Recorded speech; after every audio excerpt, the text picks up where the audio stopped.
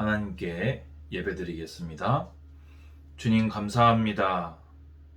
하나님께서 오늘도 우리에게 예배할 수 있는 복을 주심에 감사를 드립니다. 오늘 예레미야서를 통해서 믿음의 사람이 어떻게 믿음의 길을 걸어갈 것인지 다시 한번 뜻을 세우고 믿음을 굳게 하는 그 은혜의 예배 시간이 될 수 있도록 주님 역사하여 주시옵소서. 바른 길을 걸어갈수록, 바른 복음을 전할수록 마귀는 우리를 방해합니다. 우리가 그것에 굴하지 아니하고 주님을 온전히 기쁘시게 하는 길을 걸어갈 수 있도록 우리의 구원이 되시고 우리의 힘이 되시며 우리의 영혼을 성령으로 충만하게 하여 주시옵소서. 예수 그리스도 이름으로 기도드리옵나이다. 아멘. 하나님 말씀 예레미야서 20장 9절 말씀입니다. 제가 가진 성경 예레미야서 예레미야 20장 9절 구약 1082페이지입니다. 제가 읽겠습니다.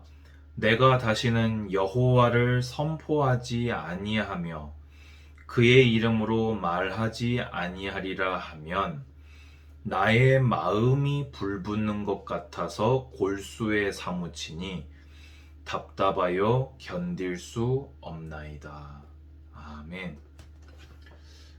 예레미야는 약 20살에 하나님께 부름을 받아서 50년간 이렇게 사역을 했습니다.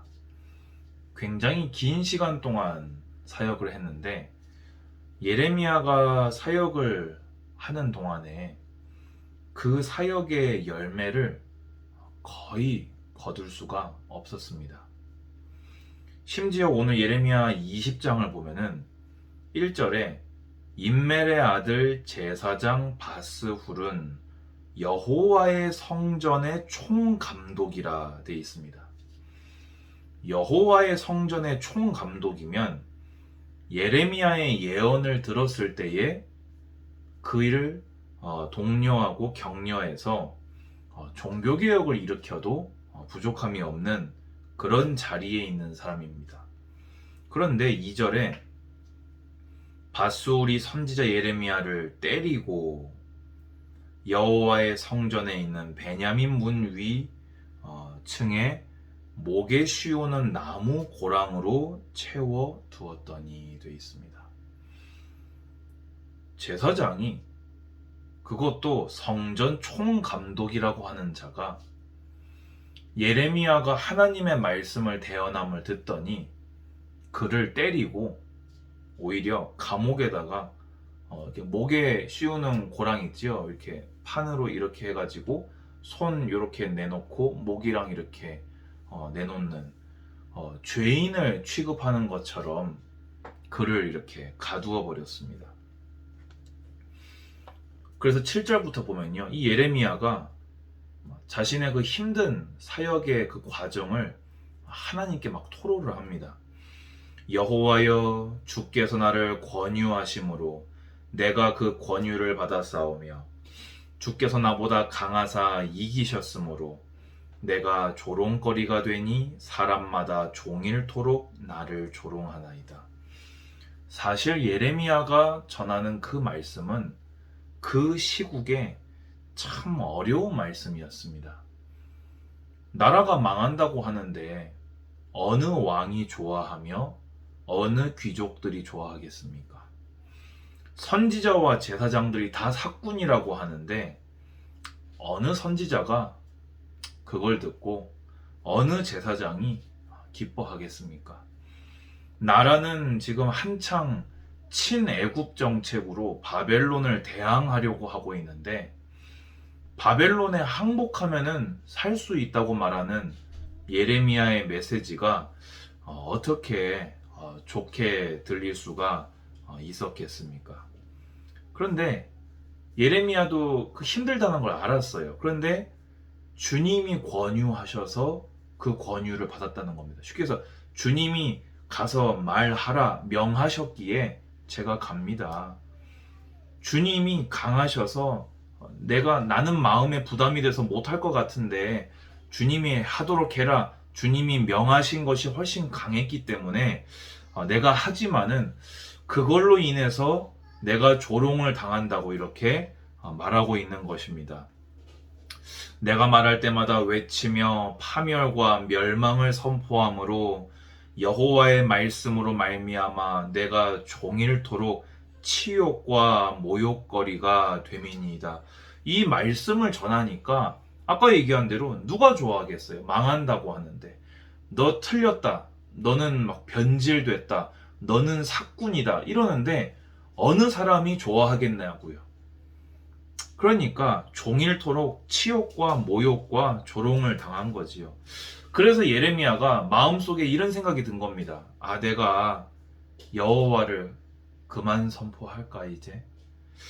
내가 이제 그 이름으로 그만 말할까?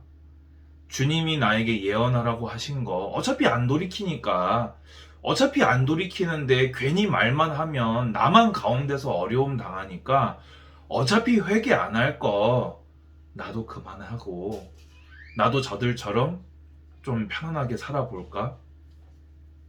그런 생각을 예레미야가 한 것입니다.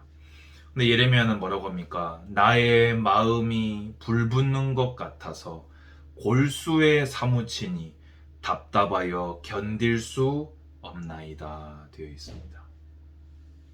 예레미야는요, 자신의 안위를 위해서 사명을 포기할까?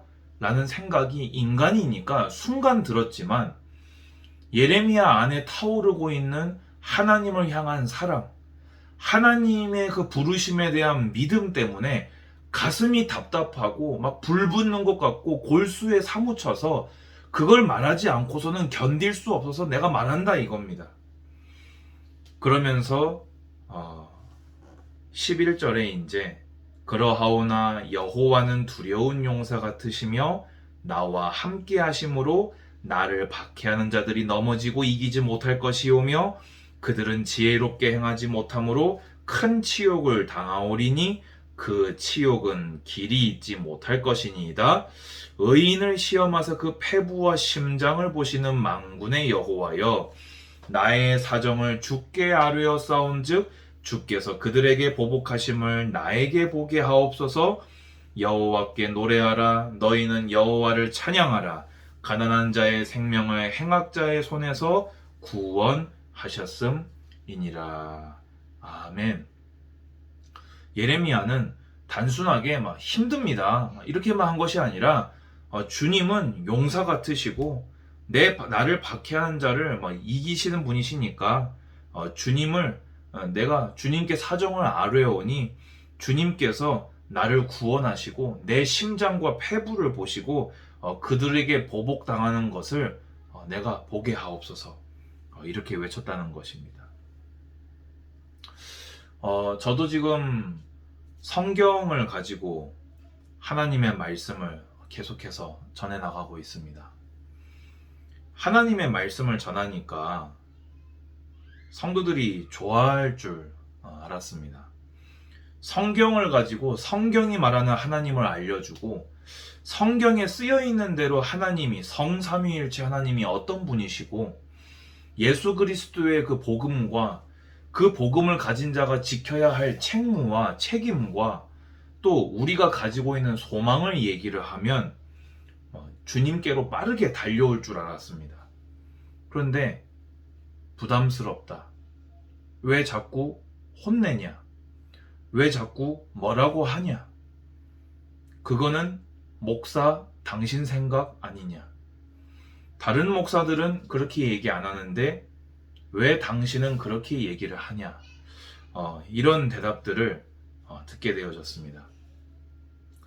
그럴 때 저는 사실 제가 목소리가 크고 이렇게 막 탁탁 얘기하니까 제가 굉장히 이렇게 강직한 사람으로 여겨질 수도 있습니다. 근데 저는 되게 유약한 마음을 가지고 있습니다. 그래서 그런 말을 들으면요, 고민에 빠집니다. 내가 오늘 성경 말고 다른 거를 말했는가? 내가 성경을 통해서 하나님을 잘못 말했는가? 성경에 나타나는 하나님의 사랑과 공의를 잘못 설명했는가? 성경이 말하는 예수 그리스도의 복음을 내가 잘못 말했는가? 이렇게 설교 원고를 이렇게 막 떠들러 보기도 하고 다시 확인도 해보고 그런 성격입니다. 근데 이 예레미야가 이렇게 하는 걸 보면서요, 저도 생각을 해봅니다. 그러면 나도 인터넷 뒤져서 개그 얘기할까? 설교 한 편에 성도 3번 웃기면 교회 부흥한다는데 나도 웃기는 얘기 할까? 나도 베스트셀러에서 발췌해서 그거 말할까? 나도 성경이 말하는 거 말고 내가 이루고자 하는 목회 계획을 위해서 내가 하고 싶은 말을 해놓고 이 비슷한 걸 성경에서 이런 말이 어디서 나왔더라 하고 이거 비슷한 말 나오네 해가지고 본문 달아서 그 제목을 내가 원하는 거 잡아가지고 그렇게 할까? 그렇게는 못하고 살겠습니다. 저는 성경을 말할 것이고 성경이 말하는 예수 그리스도의 복음을 증언할 것이며 성경이 말하는 하나님이 기뻐하시는 삶과 성경이 말하는 하나님이 미워하는 삶을 얘기할 것이며 성경만 말하고 있는 우리를 넘어뜨리려고 하는 원수 마귀의 세력과 성경만이 우리에게 얘기해주는 예수 그리스도의 이름이 가진 그 권세를, 그 성령의 충만함의 축복을 저는 말할 것입니다. 근데 제 힘으로는 해나갈 수가 없지요. 그래서 예레미야처럼 하나님께 아뢰고 하나님께 심장과 폐부를 내어 보이고 여호와의 신으로 충만해서 그 길을 걸어가고자 합니다. 우리 성도님들도 저와 같을 것입니다. 정말 바른 복음을 믿고 성경대로 순종하려고 하면 주변의 기독교인들부터 여러분을 조롱할 것입니다. 유별 떨지 마라. 너 혼자 예수 믿냐? 그렇게 예수 믿는 사람 너 말고는 본 적이 없다. 이런 말을 할 것입니다. 근데 그러면 어떻습니까? 원래 무리는 무리고 제자는 제자입니다. 사람들의 말이 신경이 쓰이지 않을 순 없지만 여러분 안에 있는 하나님의 부르심의 확신을 가지고 나아가시기 바랍니다. 여러분이 눈이 보았고 여러분의 영혼이 믿고 있는 성경 하나님의 말씀을 따라가시기 바랍니다. 주님은 공의로운 눈으로 모든 것을 저울질하실 것이요 이 땅에서 그들과 여러분에게 보응하실 것이며 내세에서 그들과 여러분에게 보응 반드시 하실 것입니다. 모두가 예레미야와 같은 주님을 기쁘시게 하는 그 길을 걸어가시기를 축복합니다. 주님 감사합니다. 우리는 연약하여 사람의 말과 사람의 평가에 흔들리지만 성경을 따라서 성경이 말하는 있는 그대로의 하나님을 따라가는 신앙의 삶이 되게 하여 주시옵소서. 예레미야는 가슴에 불 붙는 것 같다고 했고 골수에 사무친다고 했고 답답하여 말하지 않을 수 없다고 했습니다. 아버지 하나님, 우리의 마음이 그와 같게 하여 주시고 주님을 온전히 기쁘시게 하는 믿음의 삶이 될 수 있도록 축복하여 주시옵소서.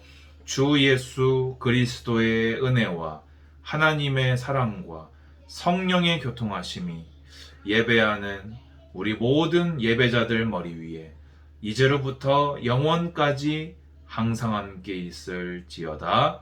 아멘. 감사합니다. 건강하시고 또 다음 주에 찾아뵙도록 하겠습니다.